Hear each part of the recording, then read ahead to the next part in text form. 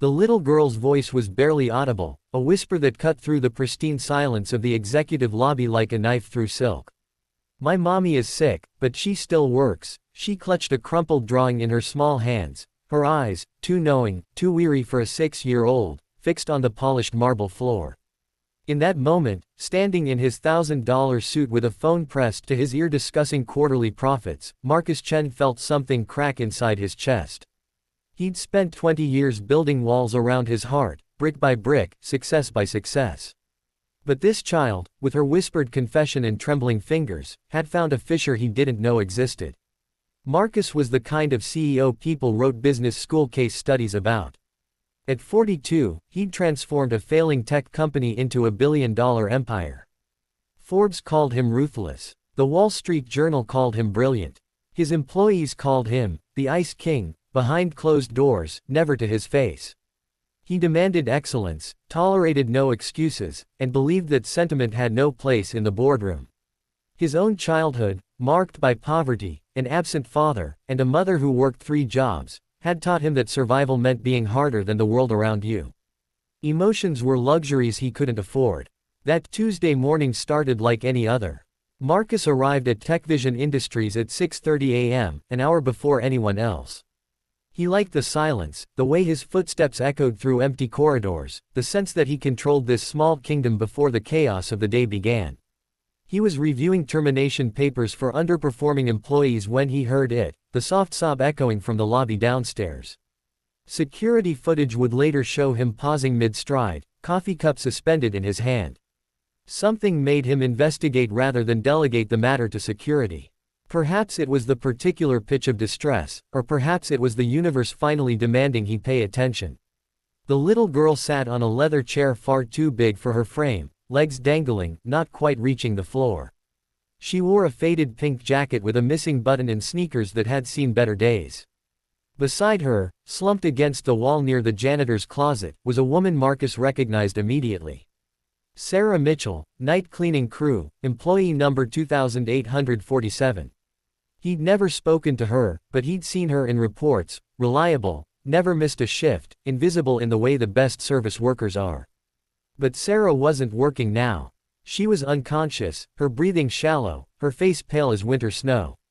Mommy was cleaning, and then she just fell down, the little girl said, and now Marcus could see the tears streaming down her cheeks, leaving clean trails through the dust on her face.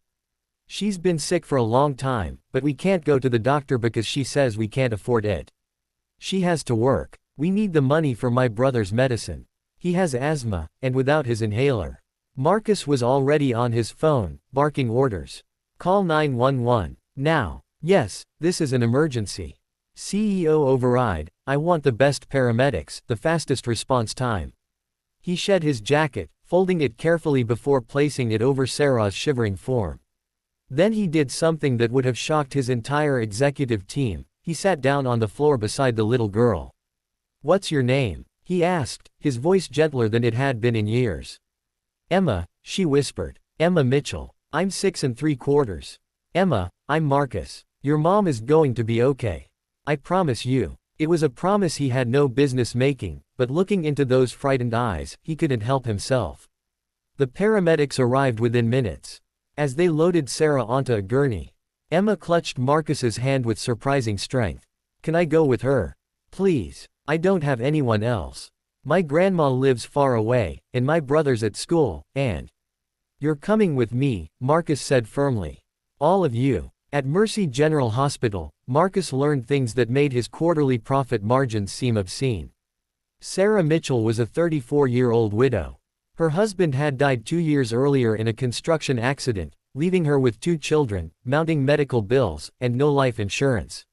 She worked 3 jobs, day shift at a grocery store, evening shift at a diner, and night shift cleaning at TechVision.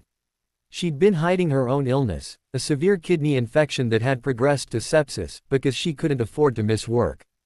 The medical bills for her son's asthma medication already consumed most of her paycheck.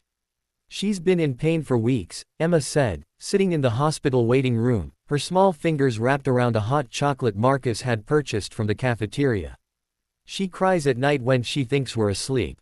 But she always gets up. She always goes to work.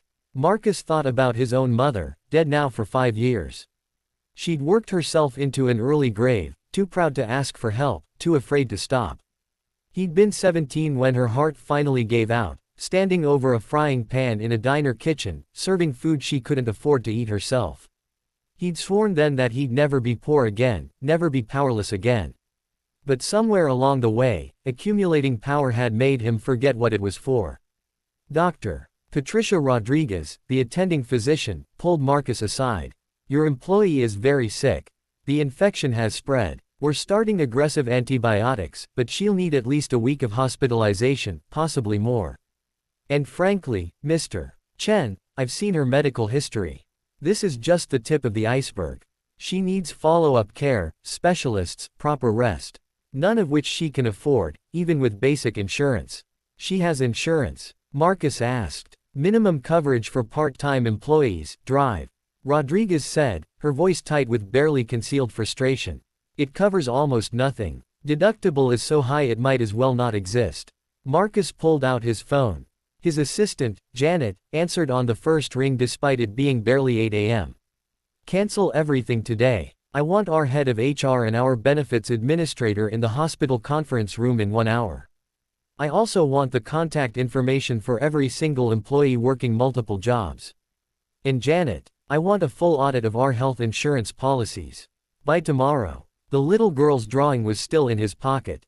He pulled it out, smoothing the wrinkled paper. It showed 3 stick figures, a tall one, a small one, and a tiny one, holding hands under a yellow sun.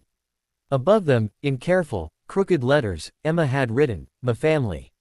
We love each other. No mansions, no cars, no money. Just love in each other." Everything Marcus had lost in his climb to the top. When Sarah Mitchell woke up 36 hours later, she found her daughter asleep in a chair beside her bed, wearing clean clothes, her face scrubbed and peaceful. Across the room, in a corner chair, sat Marcus Chen, CEO of TechVision Industries, working on his laptop. "Mr. Chen." Her voice was hoarse, confused. "What are you doing here?" "Oh God, my shift. I'm so sorry, I'll make up the hours, Sarah," Marcus said quietly, closing his laptop. "You're not in trouble. You're never going to be in trouble again. Over the next hour," he explained. Her medical bills, all of them, past and present, would be covered by a new company medical fund. She would transition to a single, full-time position at TechVision with full benefits, a living wage, and flexible hours. Her children would have access to a childcare program and scholarship fund he was establishing. But more than that, he was restructuring the entire company's benefits program. No more minimum coverage. No more employees working themselves to death because they couldn't afford to live. "I don't understand," Sarah whispered, tears streaming down her face. "Why would you do this?" Marcus looked at Emma, still sleeping, her small hand clutching her mother's. "Because your daughter reminded me of something I'd forgotten. She reminded me that behind every employee number, there's a person. Behind every person, there's a family. Behind every family, there's a story of courage I'll never fully understand." He paused, his voice thick. "My mother died doing exactly what you were doing. Working herself to death because the system gave her no choice. I became successful so I'd never be powerless again. But I used that power to become exactly like the people who failed my mother. Emma helped me see that real power isn't what you take for yourself. It's what you give to others." The story spread through TechVision Industries like wildfire. The Ice King had melted.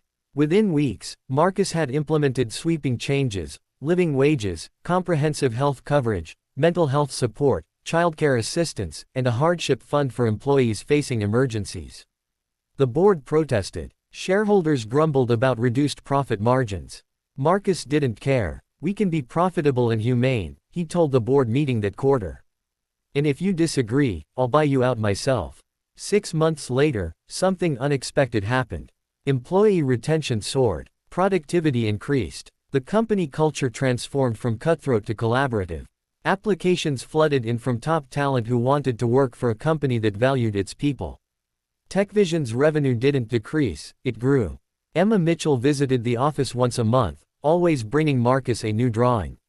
The one hanging behind his desk, in a frame more expensive than most people's monthly rent, showed a stick figure in a suit holding hands with two small stick figures under a rainbow.